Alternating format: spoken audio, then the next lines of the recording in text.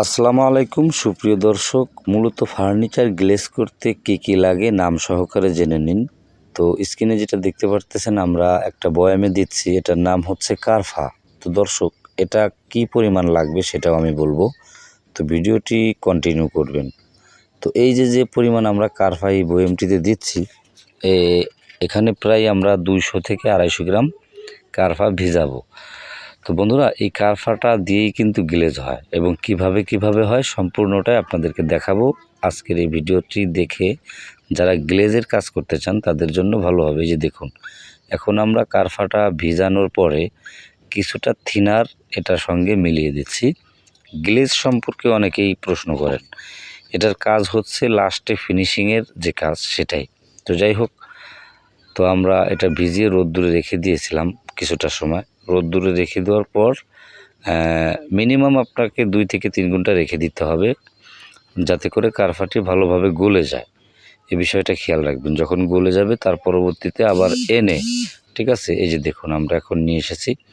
তো তার আগে আমরা যে কাজটা করব, এই যে রজন যেটা আপনারা স্ক্রিনে দেখতে পারতেছেন, এই রজনটি কিন্তু হালকা পরিমাণে গুঁড়ো করব। তো অনেকেই আছে যারা আমাদেরকে বারবার প্রশ্ন করেন যে ভাই, রজনে নাকি গ্লেজ ভালো হয় না, কালো হয়ে যায়।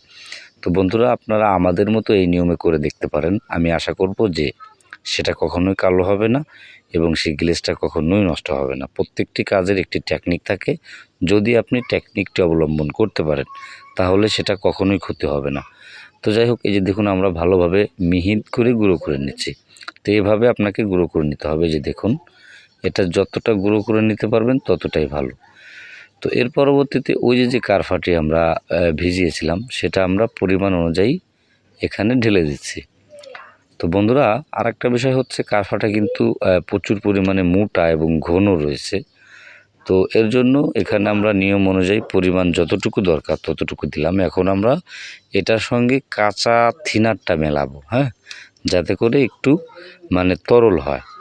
তো মিলিয়ে নিয়েছি এবং উপরে একটি মার্কিন কাপড় দিয়েছি যাতে করে ময়লাগুলো উঠে না আসে। যে এখন দেখুন যে মার্কিন কাপড়টি রয়েছে, ওটা দিয়ে ভালোভাবে নাড়িয়ে নিতে হবে। এই যে দেখুন এখানে কিন্তু সম্পূর্ণই মার্কিন কাপড়। এখন এটা দিয়ে আমরা সরাসরি এই যে ক্যাবিনেটটি গ্লেজের কাজ করে যাচ্ছে। যে দেখুন, ঠিক সেম একইভাবে মার্কিন কাপড় দিয়ে শুকনো করে টান দেবেন প্রথম কোট, এবং গালা কিন্তু পরিমাণ অনুযায়ী খাওয়াই নিতে হবে আগে ভাগে, হ্যাঁ।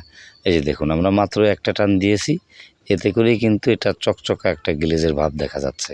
কেমন? তো এভাবেই আপনি কিন্তু করবেন। যেহেতু গ্লেজের কাজ করব, সেই ক্ষেত্রে আপনি এই নিয়মটা অবশ্যই ব্যবহার করবেন এবং প্রত্যেকটি জায়গায় আপনি শুকনো করে প্রথম কোট অ্যাপ্লাই করবেন, দ্বিতীয় কোট হালকা একটু ভিজিয়ে পোঁছ দেবেন। এভাবেই আপনি দিতে থাকবেন যতক্ষণ না পর্যন্ত আয়নার মতো গ্লেজ হয়, ততক্ষণ না পর্যন্ত আপনাকে দিতে হবে। তো আসলে তো দেখাইলাম যে ফার্নিচার গ্লেজ করতে কি মাল প্রয়োজন হয়। তো দর্শক, আমরা এই ক্যাবিনেটে 700 গ্রাম থিনারের প্রয়োজন হয়েছে এবং 200 গ্রাম কারফা। সম্পূর্ণটা লাগে নাই, যদিও কিছুটা আরও রয়ে গেছে। তার মানে 150 গ্রাম কারফা এবং 700 গ্রাম থিনার এবং 25 গ্রাম রজন আমরা ব্যবহার করেছি। তো এই হচ্ছে আপনার পরিমাণ, হ্যাঁ। এভাবে আপনি চাইলে অতি সহজে আপনার পুরনো হোক বা নতুন হোক, যে ফার্নিচারই করেন না কেন, আয়নার মতো গ্লেজ করে নিতে পারবেন। এতটুকু পরিমাণে মাল দিয়ে আপনি চাইলে করে নিতে পারবেন। তো বার্নিশের কতটুকু মালামাল লাগে যদি আপনার জানার প্রয়োজন হয় তাহলে অবশ্যই সেটা আমাদেরকে কমেন্ট করবেন, আমরা আপনাদেরকে রিপ্লাই দেব।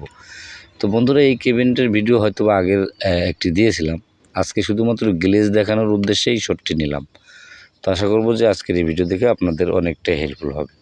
তো এটাই ছিল ভিডিও, দেখে কেমন লাগলো কমেন্ট করে জানাবেন। যারা আমাদের চ্যানেলে নতুন, চ্যানেলটি সাবস্ক্রাইব করবেন। যারা সাবস্ক্রাইব করে দিয়েছেন তাদেরকে অসংখ্য ধন্যবাদ। এই বলে আজকের ভিডিওটি শেষ করলাম। পরবর্তী ভিডিও দেখার আমন্ত্রণ রইল।